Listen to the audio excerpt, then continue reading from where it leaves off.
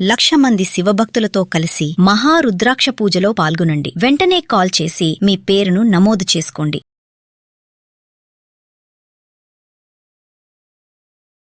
నమస్తే, సుమన్ టీవీకి స్వాగతం. ప్రస్తుతం మనతో ఉన్నారండి ప్రముఖ ఆధ్యాత్మికవేత్త, మంత్రశాస్త్ర పండితులు దత్తాత్రేయ శర్మ గురువు గారు ఉన్నారు. నమస్తే గురుగారు. నమస్కారం.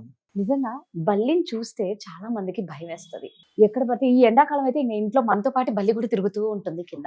అలాంటి బల్లి పొరపాటున మన మీద పడితే మాత్రం నిజంగా చాలా మంది భయపడిపోతారు. బల్లి పడించుకున్న వాళ్ళకన్నా చూసిన వాళ్ళు, ముఖ్యంగా ఆడవాళ్ళకి ఎక్కడ లేని భయం వస్తుంది. ఈ బల్లి అనేది మన బాడీలో ఏ పార్ట్ లో పడితే అది శకునం, లేకపోతే ఎక్కడ ఏ భాగంలో పడితే అరిష్టం అవుతుంది. ఒకవేళ బల్లి పడిన తర్వాత మామూలుగా అంటూ ఉంటారు, అరే బంగారు బల్లి తాకిన వాళ్ళని తాకు అని అంటూ ఉంటారు.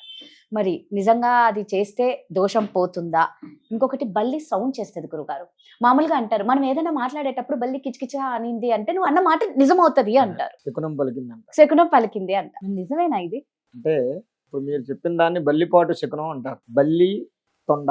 చాలా మంది అంటే తొండలు మనకి ఇంట్లో ఉండవు కాబట్టి మనం దాని గురించి పెద్దగా ఆలోచించాం. కానీ బల్లి, తొండ రెండూ కూడా ఒకే జాతికి సంబంధించినటువంటి జంతువులు అన్నమాట, ప్రాణులు. బల్లి అనేటటువంటిది మామూలుగా అన్ని ప్రాణులు ఎలాగో ఇది కూడా అంతే. దాన్ని మనం ప్రత్యేకంగా భూతద్దంలో పెట్టి చూడాల్సినటువంటి అవసరం లేదు. కాకపోతే మనకి పూర్వం నుంచి ఇది ఆచారమే తప్ప శాస్త్రం లేదు, కేవలం ఆచారం. అయితే మనం కొన్ని సందర్భాల్లో ఆచారాన్ని మాత్రమే ప్రధానంగా తీసుకోవాలి. శాస్త్రం కొన్ని సందర్భాల్లో, అంటే అన్ని సందర్భాల్లోనూ కాదు, కొన్ని సందర్భాల్లో శాస్త్రం కన్నా ఆచారానికే మనం ఎక్కువ పెద్దపీట వేయాల్సినటువంటి పరిస్థితి వస్తుంది. ఆ కారణంగా ఈ బల్లిపాటు శకునం అనేటటువంటిది ఇది ఆచారంగా తీసుకోవాలి. ఏమిటి పెద్దలు దీని గురించి ఏం చెప్పారు అంటే, అసలు ఈ బల్లికి అంటే అంత భయం ఎందుకు? మిగిలిన అన్ని జీవులు, ఇప్పుడు ఇంట్లో ఎలకలు తిరుగుతూ ఉంటాయి, పిల్లులు తిరుగుతూ ఉంటాయి, కుక్కలు తిరుగుతూ ఉంటాయి, అలాగే బల్లి కూడా తిరుగుతూ ఉంటాయి. మరి వాటిని చూస్తే లేనటువంటి భయం బల్లిని చూస్తే మాత్రం ఎందుకు అని అంటే, బల్లి మరణించనంత వరకు కూడా బల్లి బాగానే ఉంటుంది. మరణించిన తరువాత అది విషపూరితం అయిపోతుంది. బల్లి యొక్క శరీరం విషపూరితం అవుతుంది. ఇప్పుడు చాలామంది మనం చూస్తూ ఉంటాం, వింటూ ఉంటాం.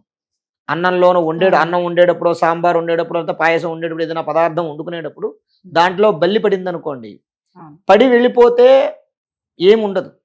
అంటే మనం ఎలాగో తినమనుకోండి, అది వేరే విషయం. పడి చనిపోయింది అనుకోండి, అదేమవుతుందయ్యా అంటే ఒక విషాన్ని విదజిమ్ముతుంది. దాని శరీరం విషపూరితం అయిపోతుంది. అది ఆ యొక్క అన్నాన్ని, ఆ వండినటువంటి పదార్థాన్ని పట్టుకుంటుంది. దానివల్ల అది తినడం వల్ల తెలుసో తెలియకో తినడం వల్ల ఏమవుతుంది, మనిషి మరణిస్తాడు. దానికి వేరే మందులు ఉండవు, వేరే ఏముండవు. డైరెక్ట్గా శ్మశానం తీసుకెళ్ళిపోవడం, హాస్పిటల్కి తీసుకెళ్లేది ఏముండదు బల్లి పడినటువంటి పదార్థం తినటం వల్ల. ఆ కారణంగా బల్లి అంటే భయం అనేటటువంటిది ఏర్పడడానికి ప్రధానమైనటువంటి కారణం. బల్లి ఇంట్లో ఉంటే ఒకవేళ అటు తిరిగినా ఇటు తిరిగినా ఎక్కడైనా ఉంటుంది. ఇంకోటి, బల్లి మనిషి యొక్క శరీరం మీద పడితే ఏంటి అంటే, స్త్రీకి పురుషుడికి కుడి భాగం ఎడమ భాగం, నడినెత్తి మీద తప్ప ఇంకా ఎక్కడ పడినా సరే ఏమీ కాదు. బల్లి అంటే చెప్తారు, ఎడం భుజం మీద పడితే బాధ్యతలు ఎక్కువ పెరుగుతాయి, కుడిమో చేతి మీద పడితే కష్టాలు కలుగుతాయి, అలాగే అరిచేతిలో పడితే అనుకున్న పనులు అవుతాయి, డబ్బులు వస్తాయి, ఇలాంటివన్నీ చెప్తారు. ఇదంతా కేవలం ఆచార ప్రకారంగా మాత్రమే, పంచాంగంలో పెద్దలు సూచించినటువంటిది ఆచార ప్రకారంగా సూచించినటువంటిది. అది అనుభవించి సూచించింది.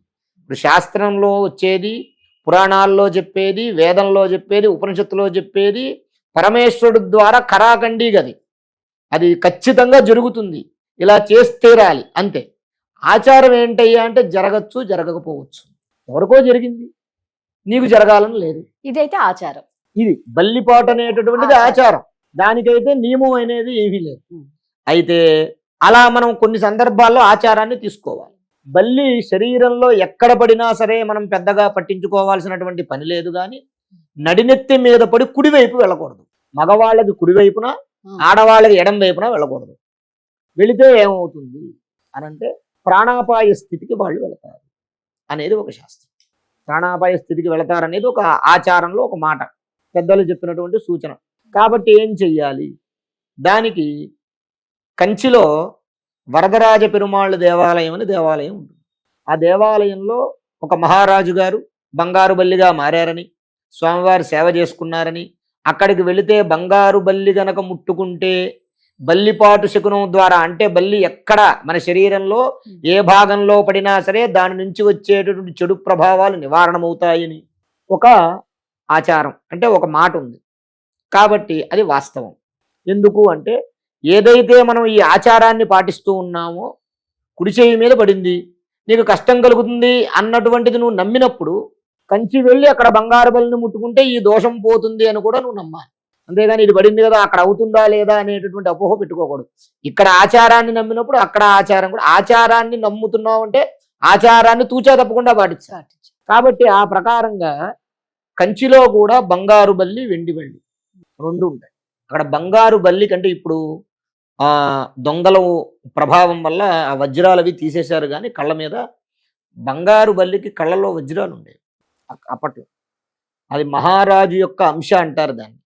అక్కడికి వెళ్ళి ఆ బంగారు బల్లిని వెండి బల్లిని ముట్టుకోవడం వల్ల వారికి విష్ణుమూర్తి యొక్క అనుగ్రహం ఉందని, వారు అక్కడ బల్లులుగా మారి స్వామివారి సేవ చేస్తున్నారని ఒక కథ. కాబట్టి వెళ్ళి ఆ బంగారు బల్లిని వెండి బల్లిని ముట్టుకుంటే ఆ దోషం పోతుంది.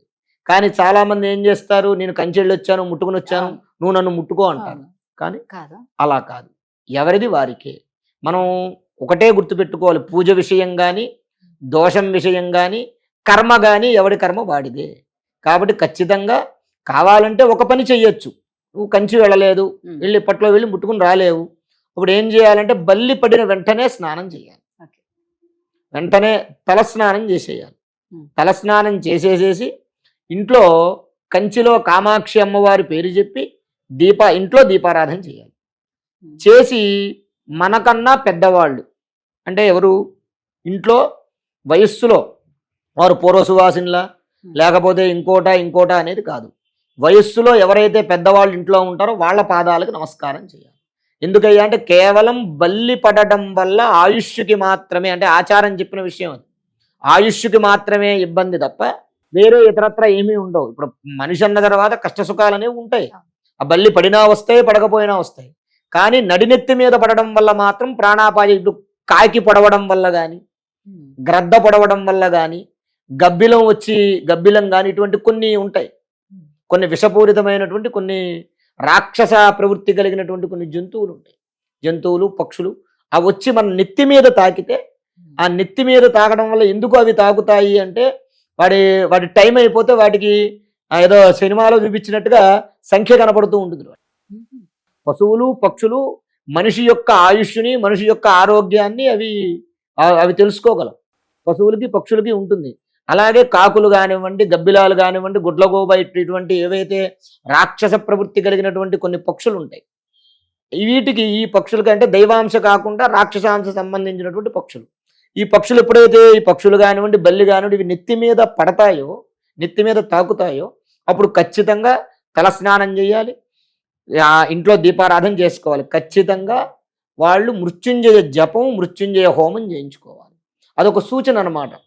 అవి ఎందుకు పడతాయి, వాటికి పని లేదా అని అంటే వీడు చేసినటువంటి పురాకృత కర్మ ప్రారంధం, అంటే పుణ్యం వల్ల వీళ్ళ తల్లిదండ్రుల్లో వీడు చేసిన పుణ్య ఫలితం వల్ల ఏమవుతుందయ్యా అంటే, ఒరే నీకు టైం దగ్గర పడుతోంది, ప్రమాదం రాబోతోంది, జాగ్రత్తగా ఉండు, దానికి పరిహారాలు చేసుకో అని సూచనగా అవి ఇస్తాయి తప్ప అది పడిందని ఏదో జరిగిపోతుందని కాదు అమ్మా. అది విషయం.